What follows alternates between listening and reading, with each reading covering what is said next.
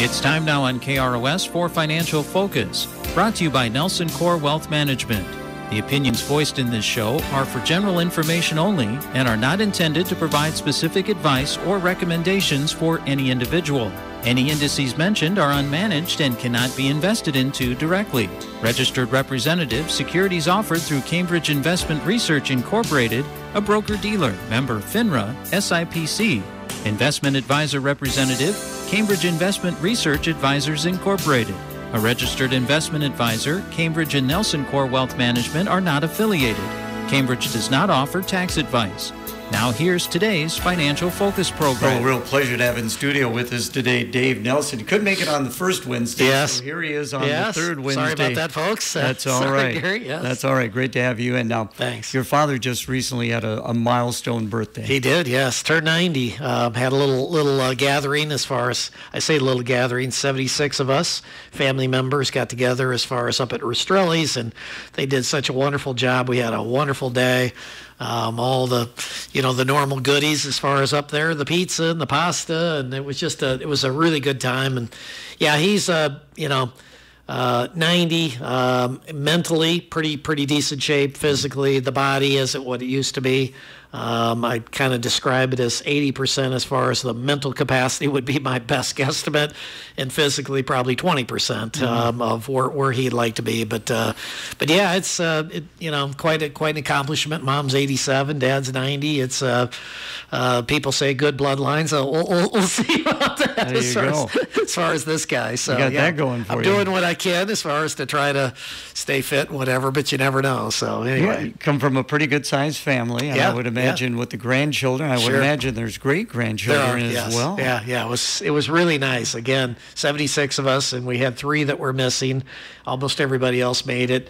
My nephew, Brian Peterson, who some of the folks out there probably know, Petey, he's coaching up in the Dakotas, and as far as basketball, so they're kind of, getting after it these days, and so for him to get away to come down here wasn't going to happen. So we totally get it. It's part of the job description, and so anyway, he checked in, and the biggest surprise was my mom made a big deal out of, so Dad has 2 siblings, younger brother, Dick, who ran Nelson Auto Electric for a number of years, 40, 50 years, I'm sure at least, who's in his 80s, and then a sister that's 75 years old, and the sister's been down in San Antonio for, 40 years, 50 years, something like that.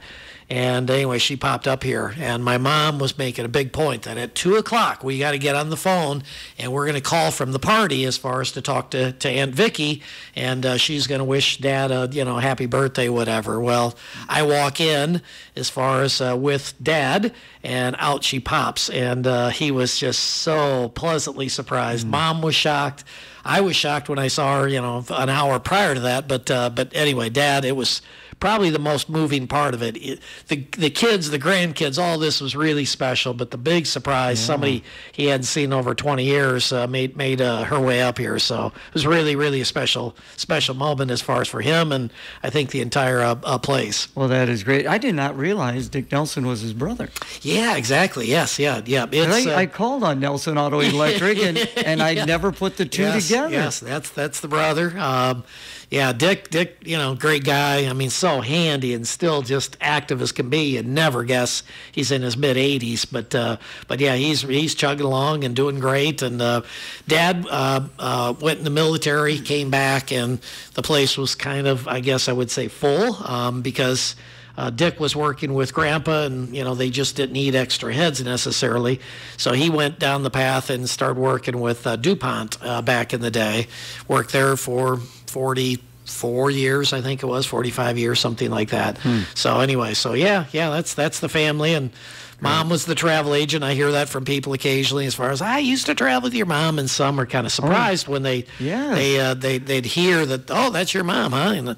And probably through the years, I bet there was no less than probably 20, 30 people that said, oh, so that's where you get your gift of gab or something like that. I said, well, honestly, I get home and I don't want to talk. I said, for 8 to 10 hours every day I'm talking, and I don't have the gift of gab. It's part of my job description, so it's what I need to do. But I get outside of work and I just as soon sit in front of the TV, get on my computer, whatever. But it doesn't seem to work that way. It's kind of the same with me. I talk all day. I do sports, and then when I get home, I really don't say a whole heck of a lot. Exactly. And now when I talk to my children, I interview them because I do so many interviews.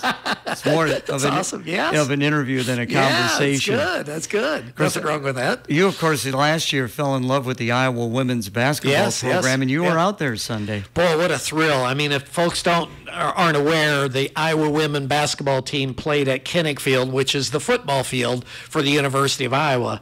And they set up a court, and I mean, it was big time, showtime as far as out there. And my daughter, number 2 child, bought a couple tickets for me. So I brought my granddaughter, Sophie, who's 12 years old and really into sports and really loves basketball. She knows all the players. She knows most of the competitors as far as the big-time players in the Big Ten. She's into it. And so I said she'd be a perfect fit. So we went out there, and we just had a great time. We were one of 55,500 some people that were in attendance. It was just exciting. We had good seats. We got to see them, fairly close. And as you said, we got into it. I've enjoyed it in the past, but the problem is when you're coaching, number one, you can't go, and even getting and watching a game, most of their games was impossible because I was in a gym someplace, whether it was ours or we were on the road someplace as far as for a lot of their games. So last year is the first year that I was done as far as coaching, and not in any capacity as an assistant or just a helper or anything. I was done. And so we attended 6 games. I had a really good time as far as doing that. And then the Big Ten tournament came around. We said, should we go? Yep, we went. We had front row seats. We got there early, stood in line for hours to get tickets because there wasn't assigned seats. It was basically first come, first serve. So we had a great time doing that. We went to Seattle and watched them as far as in the regionals. And then we said, what the heck, let's go to the Final Four. And we had sixth row as far as behind the bench as far as in Dallas. So it was a thrilling time. Again, I love basketball. I don't know why. I mean, our family, it wasn't beat into us at an early age by any means, but all of us seemed to really enjoy the game of basketball. Yeah. And having coached girls, women's basketball, what have you, it just kind of felt right. And I started. I guess I have 3 girls. I have a very outspoken wife. I have many girls as far as grandchildren. So I'm a huge advocate for more fairness and whatever as far as in it. And again, having a player like Clark, that Iowa superstar player, if you don't know, she's a total, I mean, she could almost play with guys. She's that good. And so we go watch, and it's just thrilling. So we've got season tickets this year. We're going to be taking in probably most of the games. I don't think we'll hit them all, but we'll probably catch most of them. So it's thrilling time. So we love it. Before we take a break for the weather, let's talk a little bit about finance. Yes. Name, image, likeness. Yes. And Caitlin Clark is really cashing in on that. Yeah, she is. And for those that don't know, college athletes couldn't get paid up until, I think it was roughly a year ago, year and a half ago, whatever it's been. And this Caitlin Clark is just captured America. I talk to people outside. I travel to various events. They hear that I'm from Iowa. And, oh, do you like we've got guys that probably could care less about women's sports as far as prior to this gal and the impact that she's had. And if, again, you don't know, she shoots shots from almost just a step over half court, and she'll let it go. And she makes a decent percentage. It's not like she just thrown up garbage. And she's really competitive. And so anyway, I think it's north of $4 million that she's making a year right now. State Farm's the most recent, I believe. Go ahead, Gary. No, so she has got to have some like financial advisor, or somebody like that. Have you? Yes. When you were at a ball game, did you give her a business card? I would like to. It'd be nice to have her as a client just from just helping them out. Dad and Mom are really intense. They always have the camera on them as far as at games and whatever. They'll flash it on them, and just you watch the intensity in them. But this girl's paid a price. I mean, people talk about it. They'd say it about Jordan that, he just blessed. The guy had a big body, and he was just, no.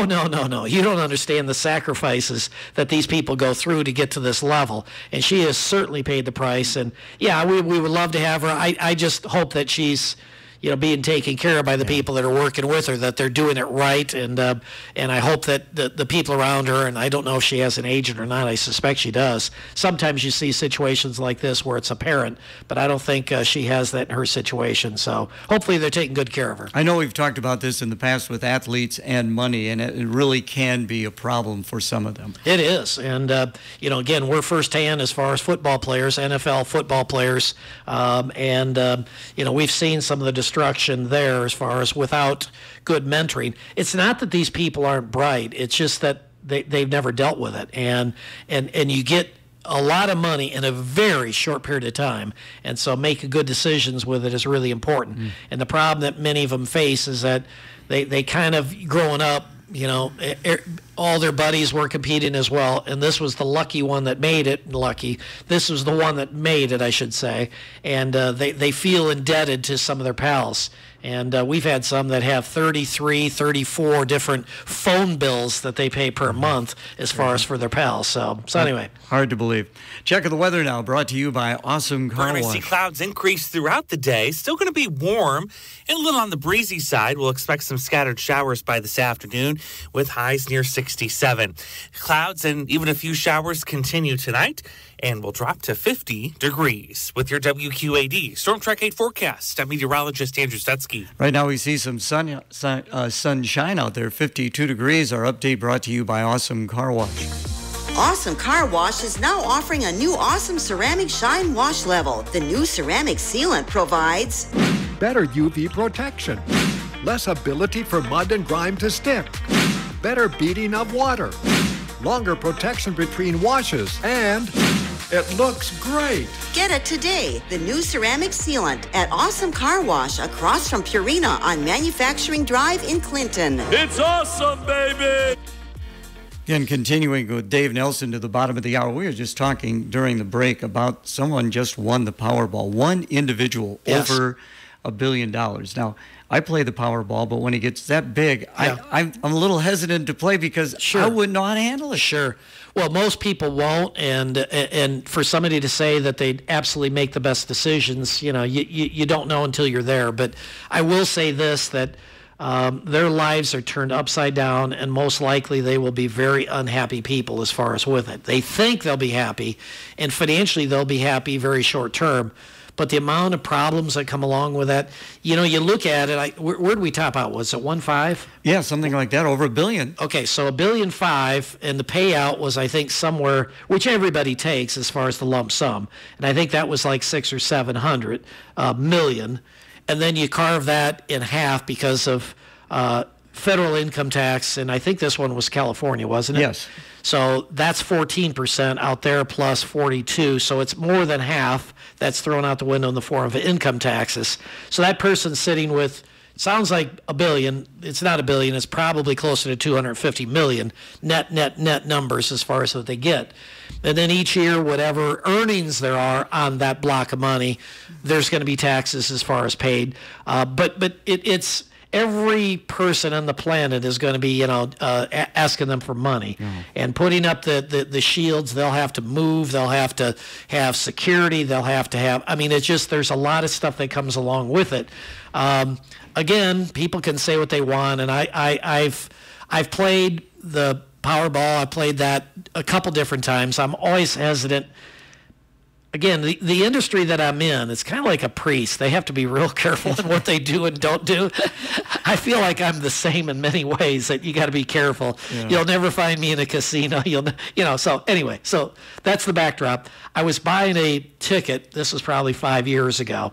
And there was a gentleman over in Fulton that I've known for 50 years, and he saw that I was buying a ticket, and he says, "You don't need that. You're doing well as it is." And he used different terms than that, but the bottom line is, I said, well, my objective is to get it and to hopefully change the world in a real positive way.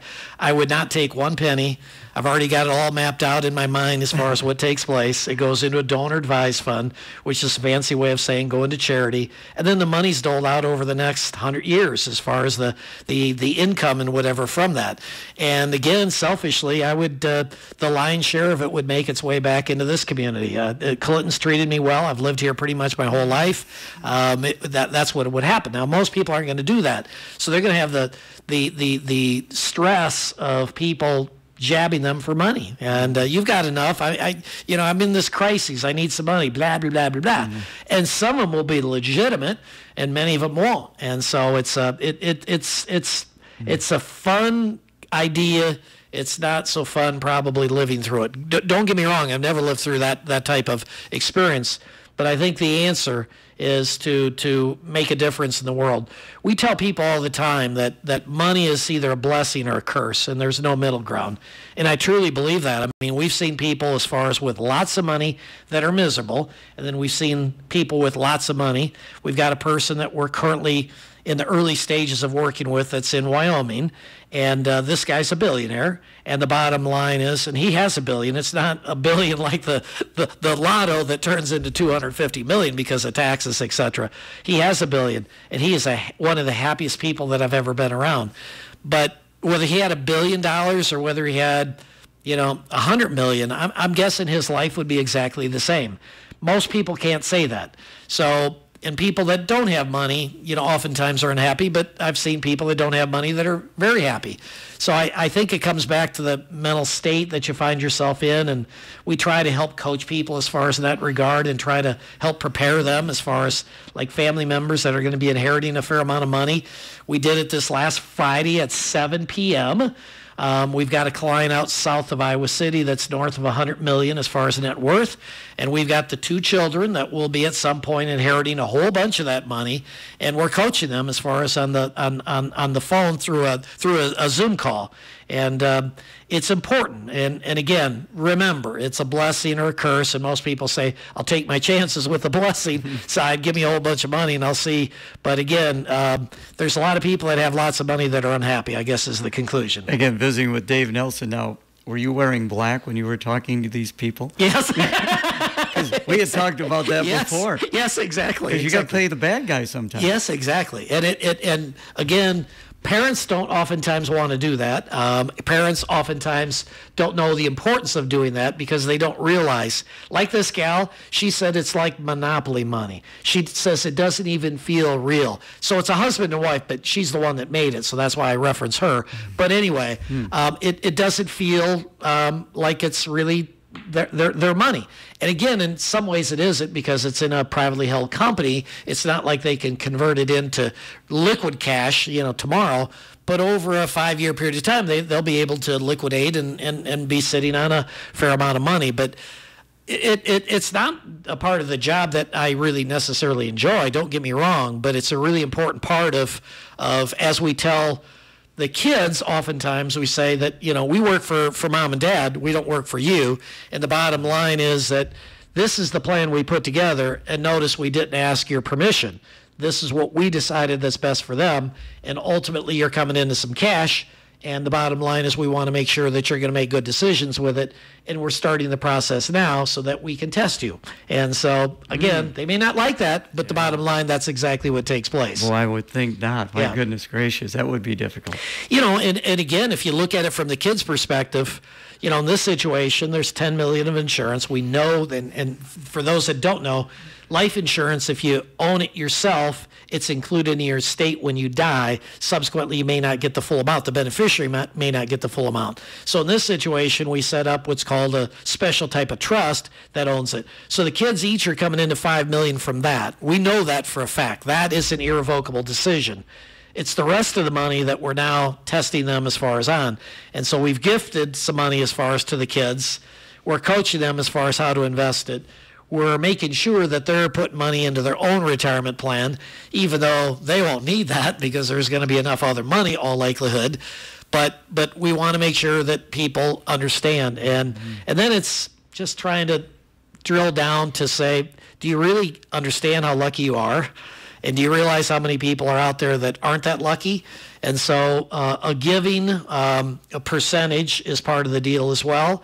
We set up, again, these what are called donor advised funds, and they're essentially a bucket of money. You put it in, you get a tax deduction, and then you can dole it out to any charity that you want over a year, over 10 years, whatever it is that the case may be.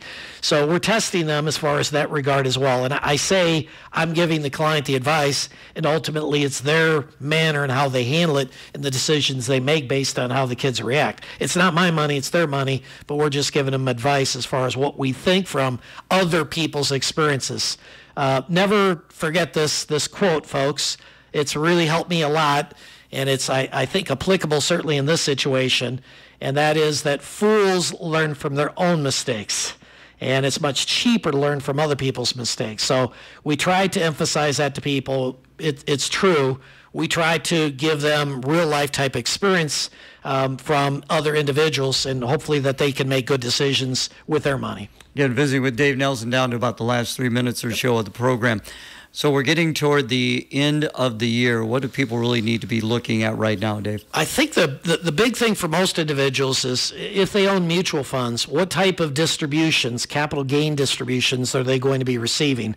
We're using some really cool technology, and when we get together with clients as of about a month ago, moving forward, we're going to have this analysis basically looking at their situation. If we have all their data, in other words, we're doing their taxes, we're going to have a snapshot of last year, we're going to have a rough snapshot of this year, and can we make some strategic moves to minimize their tax liability or just improve their situation?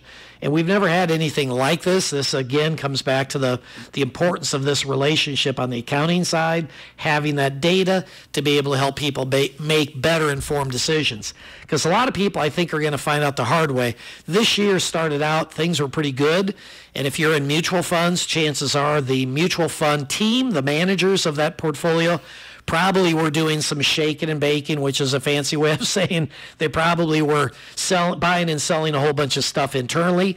Well, that internal swaps that they made will flow to the consumer and the bottom line, the investor, and they may be looking at some tax liability. Don't forget about making your 401k maximum contributions. Don't forget about the IRAs. Seriously consider the Roth IRAs, the Roth 401ks. They can make a big, big difference as far as come tax time. And again, get with your people. If you don't have people, pick up the phone, give us a call. We'll try to help you out as best we can.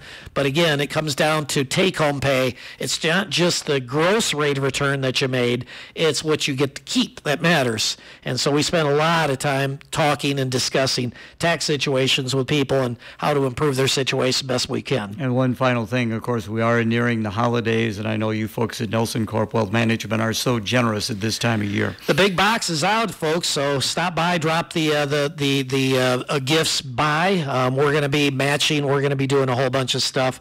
There's a lot of people. Again, my quick soapbox.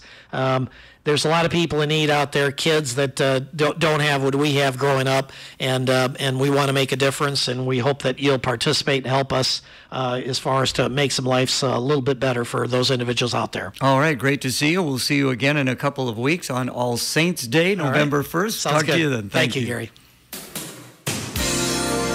Financial Focus is a production of NelsonCorp Wealth Management in Clinton and Davenport. The opinions voiced in this show are for general information only and are not intended to provide specific advice or recommendations for any individual. Any indices mentioned are unmanaged and cannot be invested into directly. Registered representative securities offered through Cambridge Investment Research Incorporated, a broker-dealer member FINRA SIPC. Investment advisor representative, Cambridge Investment Research Advisors Incorporated, a registered investment advisor. Cambridge and NelsonCorp Wealth Management are not affiliated. Cambridge does not offer tax advice. For more information, visit our website at www.nelsoncorp.com. Buckley is going to